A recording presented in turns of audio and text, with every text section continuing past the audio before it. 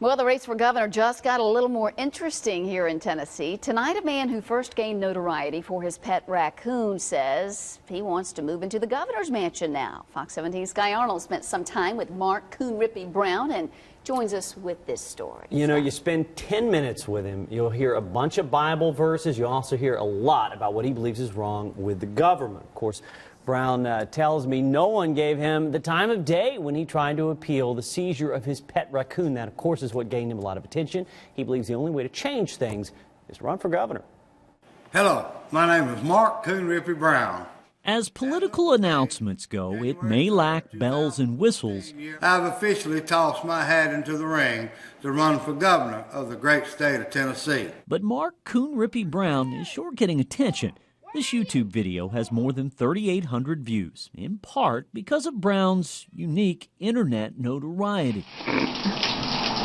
Yep, that's the same man who wants to be your governor, showering with his pet raccoon. What? We asked Brown whether he truly thinks he has a shot in the governor's race. It's not about winning. Media attention on how our government is treating people on a local level, that's a win. Brown is talking about his well-publicized run-in with Tennessee. Last July, the TWRA confiscated his pet raccoon, Rebecca, saying state law prohibited him from keeping a wild animal. This is for raccoons or whatever we keep. As a longtime lover of wildlife, Brown appealed for a permit and was denied. But what really bothers him is what happened next. We've had phone calls to the governor's office. We've petitioned the governor's office. We've petitioned in front of Capitol Hill, and it all just fell on deaf ears. Brown says the only response he received was a form letter, and that's why he's now taking this unusual step. We are one nation under God. Not to get his pet back, but simply to send a message to the government that took her. Don't get elected, walk in the office, and lock the door behind you.